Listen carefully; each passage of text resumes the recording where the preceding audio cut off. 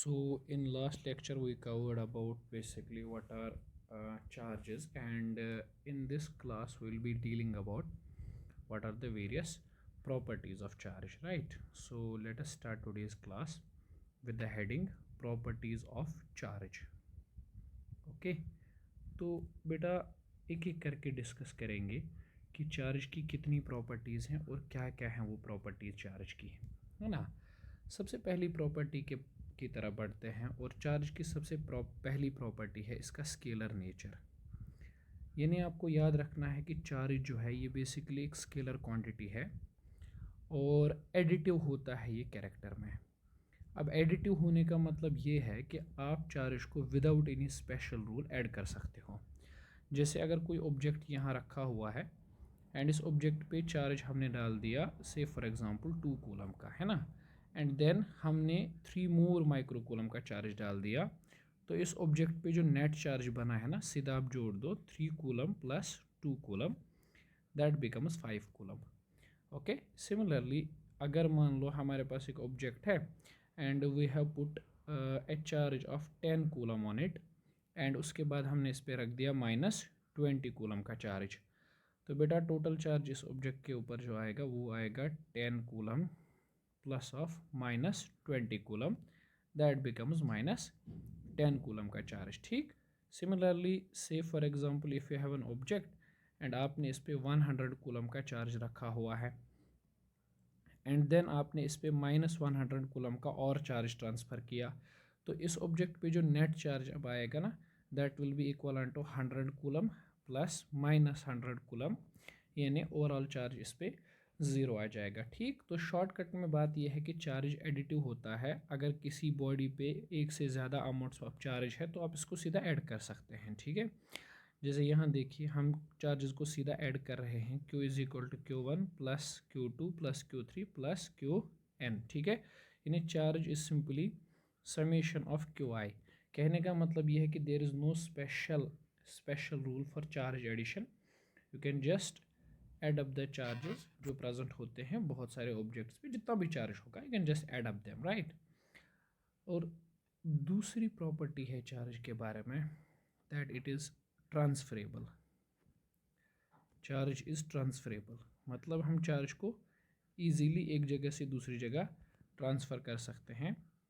ठीक है, चार्ज को ट्रांसफ़र करना आसान है। जैसे समझो अगर हमारे पास एक ऑब्जेक्ट है and it has a charge of 20 coulomb, है ना, और दूसरा ऑब्जेक्ट हमारे पास है, it has a charge of 10 coulomb. ठीक, when we touch them together, जब हम इनको टच करेंगे तो चार्ज फ्लो होगा, एक ऑब्जेक्ट से दूसरे ऑब्जेक्ट में चार्ज जाएगा। सपोज़ हमने दोनों को टच करवा दिया एंड जैसे आप इन्हें सेपरेट करेंगे तो इन पे जो चार्ज होगा वो पहले वाला नहीं होगा, कुछ नया चार्ज आ गया होगा, क्योंकि नाउ चार्ज ट्रांसफ़र हो चुका है ना। और देखें एक एक पे कितना चार्ज आता है, टोटल चार्ज कितना हुआ 20 प्लस 10, और कितनी बॉडीज़ में डिस्ट्रीब्यूट हुआ 2 पे, तो एक एक के पास आ जाएगा 15 कूलम का चार्ज। इस पे 15, इस पे 15, राइट। इस तरह की एक और एग्जांपल समझिए, जैसे हमारे पास एक ऑब्जेक्ट है and it has a 2 coulomb of charge, -8 coulomb of charge, 16 coulomb of charge, and हमने तीनों को टच करवाया, और टच करवाने के बाद तीनों को हमने सेपरेट किया, तो charge on each of them is equal to, total charge जोड़ लीजिए 2 -8 16, कितनी बॉडीज़ में, 3 बॉडीज़ में डिवाइड करना है आपको। दिस इज़ -6 प्लस 16 अपॉन 3, तो each of them will gate 3.33 coulomb का चार्ज हर किसी के पास आ जाएगा, है ना, समझ गए आप। तो अगर हम दो ऑब्जेक्ट्स को टच करने वाले हैं, जैसे Q1 ऑब्जेक्ट है, Q1 है चार्ज और दूसरे पे Q2 है charge, we will touch them and each of them will get the charge Q1 plus Q2 upon 2। So charge is transferable, दो ऑब्जेक्ट्स को टच करवाएंगे तो चार्ज जो है वो ट्रांसफ़र हो जाएगा, ठीक है ना।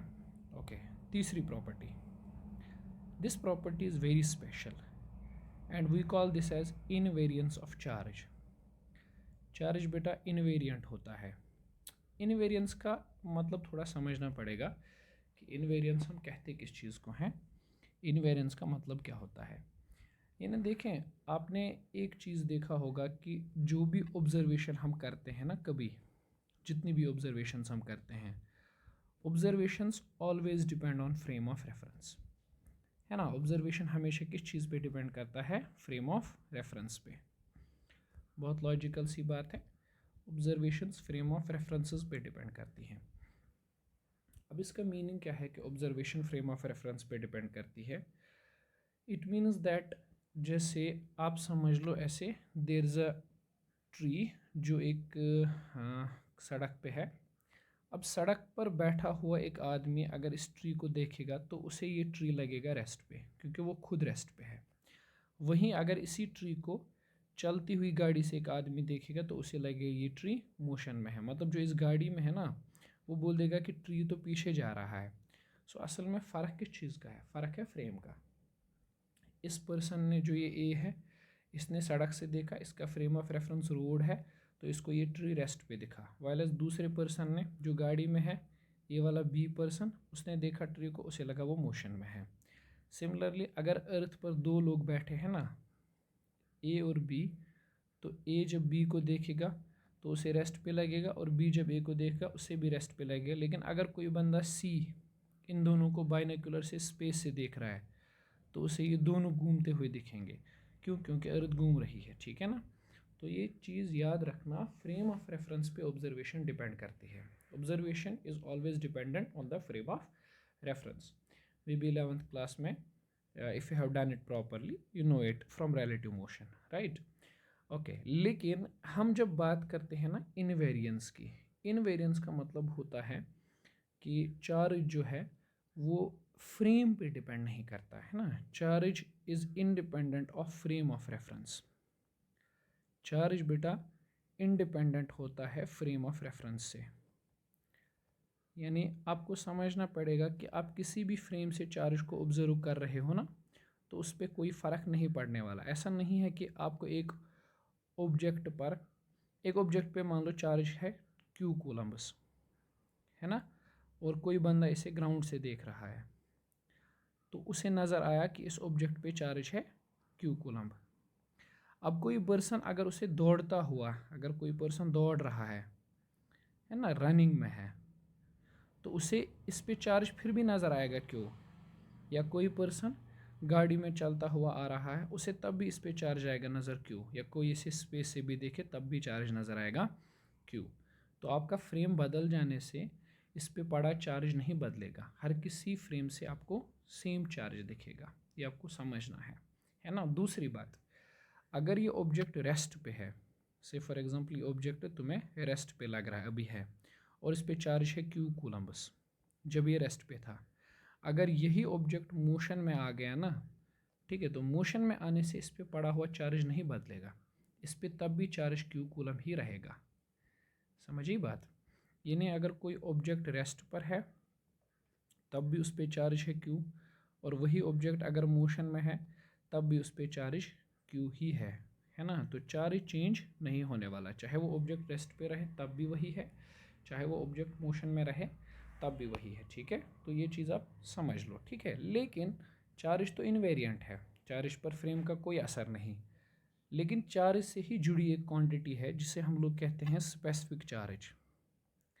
स्पेसिफिक चार्ज, स्पेसिफिक चार्ज का मीनिंग होता है charge by mass.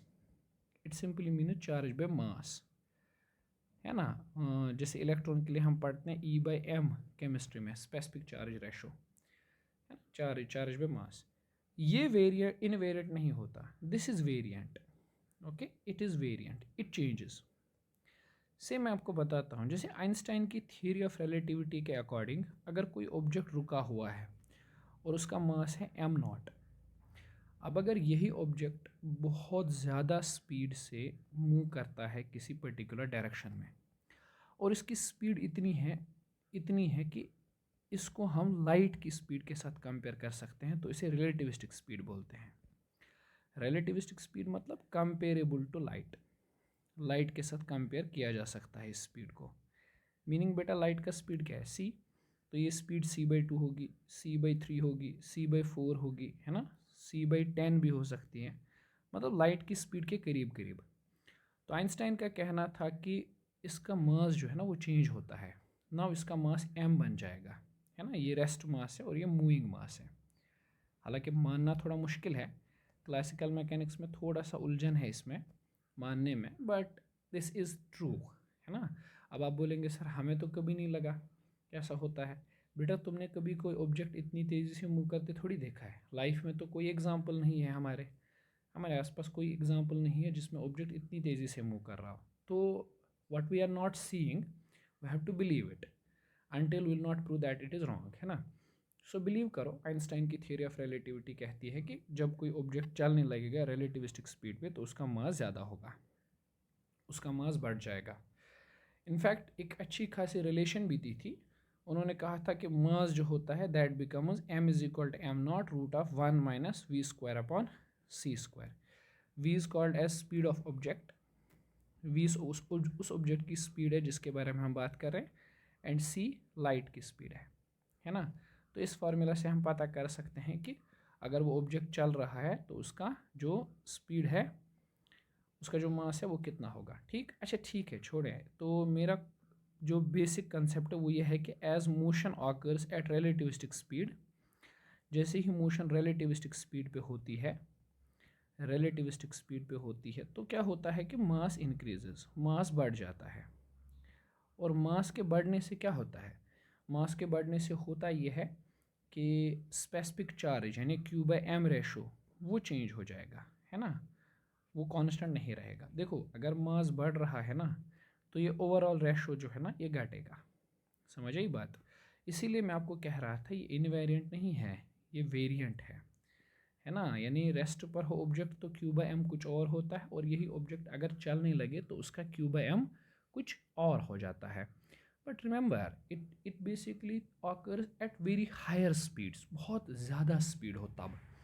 In the similar pattern Einstein की थ्योरी ऑफ रिलेटिविटी से एक और पॉइंट भी मिलता है कि अगर ये ऑब्जेक्ट है रुका हुआ है, इसका लेंथ एल नॉट है, अगर ये ऑब्जेक्ट बहुत तेज़ी से यानी रिलेटिविस्टिक स्पीड पे चलने लगेगा तो उसका लेंथ भी बदलता हुआ नजर आएगा, इसका लेंथ एल होगा और एल होगा लेस देन एल नॉट। यानी मास बढ़ता है जब कोई ऑब्जेक्ट तेज़ी से चलता है, लेकिन लेंथ घटता है, लेंथ घटता है, लेंथ डिक्रीज होता है।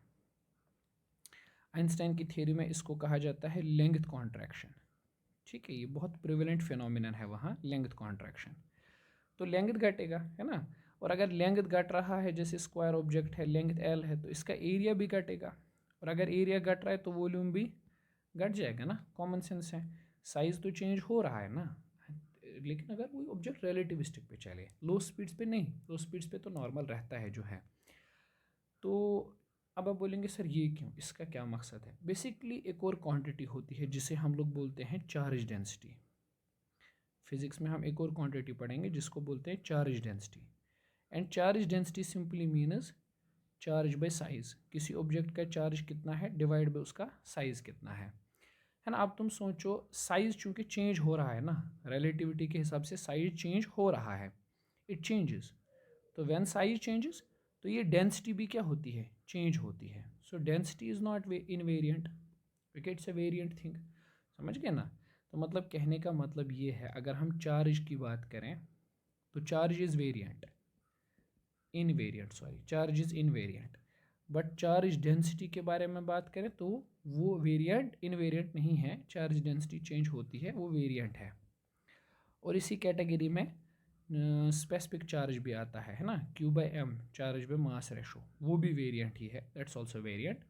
सो both of the things are variant basically, you need to understand it, it's clear, इसमें कोई खास बात नहीं है। ठीक है, ओके चलिए चार्ज डेंसिटी के बारे में एक हल्का फुल्का डिस्कशन हो ही जाए, जब आ ही गया है तो चार्ज डेंसिटी पे एक छोटा सा डिस्कशन कर लेते हैं। ओके तो चार्ज डेंसिटी तीन तरह से डिफाइन कर सकते हैं। सबसे पहले होता है which is called as linear charge density. बेटा लीनियर चार्ज डेंसिटी का कंसेप्ट सिंपल है, चार्ज डेंसिटी इसको लिखते हैं लैम्डा से, that simply mean charge by length, है ना, यानी Q by L, charge by length. अब तुम ऐसा सोच के देखो, तुम्हारे पास एक रॉड है से फॉर एग्जांपल, है ना, और इसकी लेंथ कुछ है, हमने यहाँ एक छोटा सा पोर्शन काटा, इस पूरी रॉड पे चार्ज है, यू कैन अंडरस्टैंड इट, बस थोड़ा सा अटेंशन रखो, इस पे पूरा चार्ज बिखरा हुआ है ना, और इस छोटे से पीस पे चार्ज है डी क्यू जो हमने सेलेक्ट किया, छोटा सा पोर्शन, और इसकी लेंथ है डी एक्स। तो can you tell me lambda क्या है? हाँ, डी क्यू यानी चार्ज अपॉन डी एक्स। तो डी क्यू को क्या लिख सकते हैं? Lambda into d x. ये तो हो गया इस छोटे से पार्ट पे चार्ज। एक और ऐसा ही पीस काट लेते हैं, उस पर भी चार्ज कितना होगा? यही। एक और पीस और, उस पर भी इतना ही, एक और, एक और, एक और, एक और, है ना। इस तरह से सारे पीसेस काट लेंगे। ठीक, तो अगर मैं टोटल चार्ज की बात करूँ, रिंग पे कितना होगा, इस रॉड पे कितना होगा, तो आप बोलेंगे sir total charge is simply integration of this thing. तो ये आ गया टोटल चार्ज, है ना। ठीक, तो लीनियर चार्ज डेंसिटी अगर हमें लैम्डा पता है, हम आराम से टोटल चार्ज कैलकुलेट कर सकते हैं, है ना। अब इसमें कौन कौन आएगा? जैसे इसमें ना आपका एक रॉड आ सकता है, एक रॉड पे लीनियर चार्ज डेंसिटी डिफाइन की जा सकती है, एक रिंग पे लीनियर चार्ज डेंसिटी डिफाइन की जा सकती है, एक लूप पे लीनियर चार्ज डेंसिटी डिफाइन की जा सकती है, एक थ्रेड पे लीनियर चार्ज डेंसिटी डिफाइन हो सकती है। मतलब उन ऑब्जेक्ट्स पर जो वन डिमेंशनल ऑब्जेक्ट्स हैं, जो वन डायमेंशनल हैं, उन पे हम डिफाइन कर सकते हैं। ठीक है, ओके, मैं बताऊंगा अभी आपको एग्जांपल्स के थ्रू और भी चीज़ें इसमें। दूसरा आता है जिसे हम लोग बोलते हैं surface charge density. Try to understand it, it's important.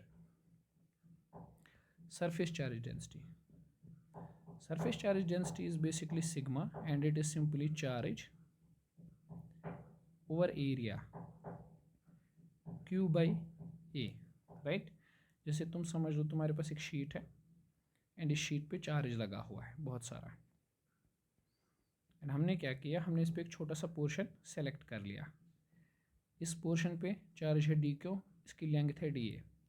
तो तुम मुझे बताओ सिग्मा क्या आएगा? Obviously d q by d a. तो डी क्यू क्या आ जाएगा? Sigma d a. और अगर मुझे ओवरऑल चार्ज देखना है तो q will be simply integration of sigma d a. But try to understand this, ये इंटीग्रल जो है इट इज़ सरफेस इंटीग्रल, ये लीनियर इंटीग्रल नहीं है, लाइन इंटीग्रल नहीं है, सरफेस इंटीग्रल है, means it is defined over a surface. ठीक है ना। जैसे इसमें आ सकता है आपका एक डिस्क आ सकती है ना, एक चार्जड शीट लिया जा सकता है इसकी एग्जांपल, कि भाई चार्जड शीट पे हम चार्ज डेंसिटी सिग्मा डिफाइन कर सकते हैं। इस तरह से हॉलो स्फीयर लिया जा सकता है, हॉलो स्फीयर इसकी एग्जांपल है। इस तरह से हॉलो सिलेंडर लिया जा सकता है इसकी एग्जांपल, एंड सिंपली एक हॉलो कून लिया जा सकता है कि सर हॉलो कून के ऊपर भी हम इसी तरह की डेंसिटी डिफाइन कर सकते हैं। अच्छा, I want to tell you something which you have heard in class 11th maybe. अगर ये एक डिस्क है ना, और इस डिस्क का सपोज समझ लो रेडियस है आर, है ना, और मुझे इस पर एक छोटा सा एलिमेंट सेलेक्ट करना है। मतलब तुम सोचो ना ये डिस्क कैसे बनी होगी। मैं कह रहा हूँ ये डिस्क ना ऐसे छोटे छोटे डिस्क से बनी, छोटे छोटे पार्ट से बनी होगी, ऐसे छोटा सा एक पार्ट, ये डिस्क का सबसे एक छोटा पार्ट है, एक छोटा पार्ट। इसी तरह के छोटे छोटे पीस से मिलकर ये डिस्क बनी होगी। इमेजिन भाई, ऐसे मैं बोल रहा हूँ, है ना, ये डिस्क है,